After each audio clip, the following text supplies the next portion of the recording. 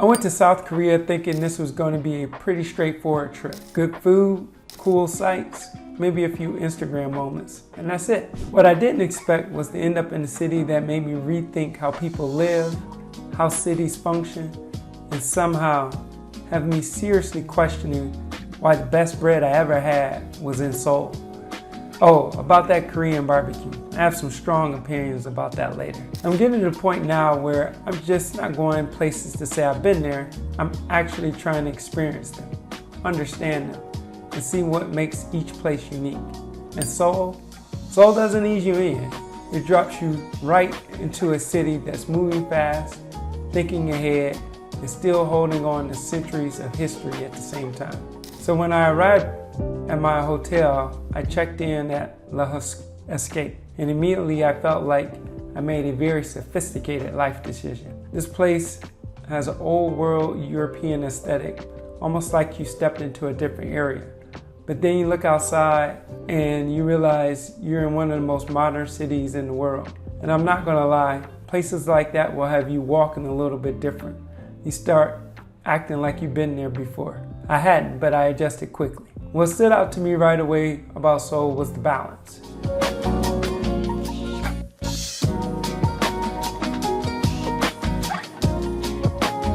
Everything feels intentional. The buildings aren't just built, they're designed to fit into a larger system. The streets aren't chaotic, they're efficient. Even the pace of people walking, there's a rhythm to it. And the more time you spend there, the more you realize this city runs on discipline.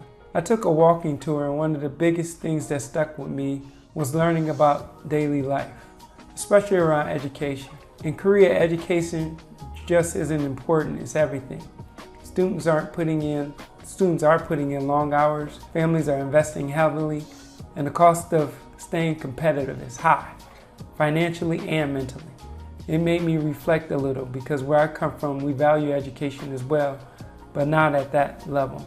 Over there, it's different. And then you step in the historical side of Seoul, and everything slows down. I visited places like the Jogaesa Temple, where the atmosphere shifts immediately. It's quieter, more reflective.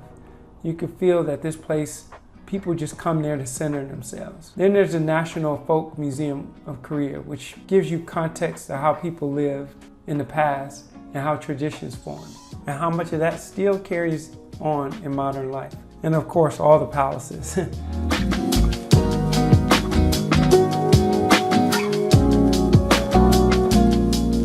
The Royal Palace of Seoul is a reminder that this city didn't just appear, it evolved. Walking around in the palace, there's a lot to see. And then I went to Gyeongsang Palace and caught the changing of the guard ceremony.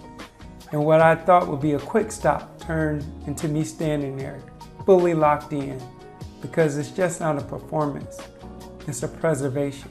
It's history being kept alive in real time.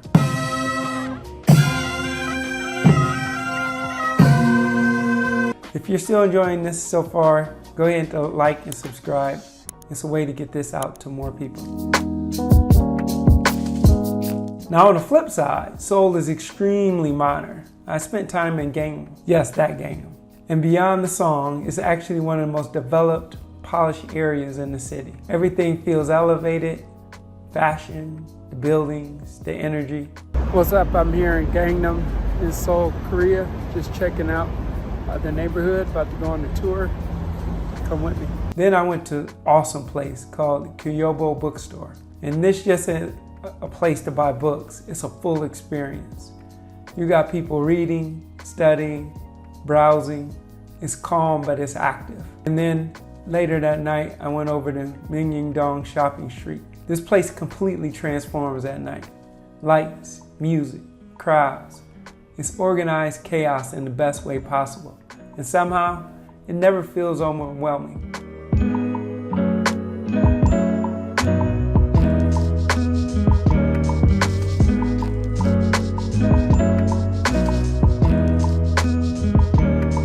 Now let's talk about the food, because Seoul made a strong case for being one of the best food cities I've ever been to. I went to the London Bagel Museum. They had the bagels and bagel sandwiches there that were unbelievable. The bread was great as well, but it wasn't the best bread I had.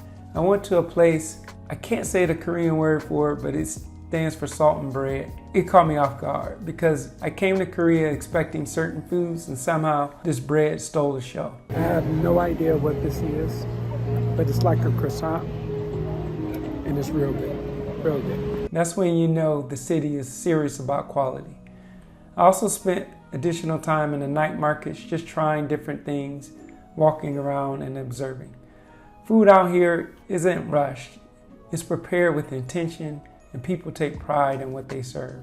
And now let's talk about Korean barbecue. It's completely overrated. You have to cook your own food. It's a bunch of vegetables and the whole place smells like a kitchen. Not really enjoyable to me. Let me know what you think in the comments. Beyond food,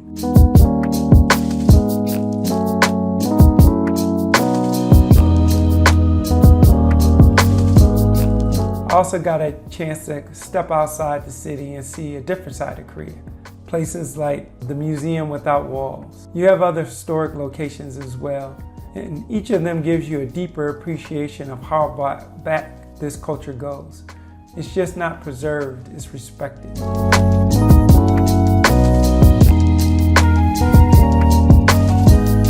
Now, there's the DMZ. I took a day trip out to it. This was one of the more serious moments of the trip. Visiting places like the Third Tunnel of Aggression and the Dora Observatory, you really start to realize that this isn't just history, this is still unfolding. For a moment, everything slows down. Now, let's pick up the energy a little bit. Seoul nightlife is on another level. I went to a Coldplay concert and also saw a K-pop performance, which was great energy and non-stop.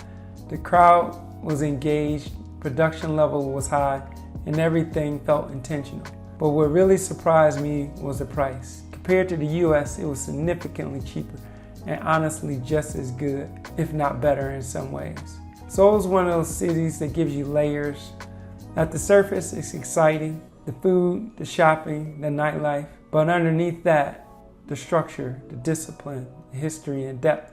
It's a place that keeps revealing more the longer you stay.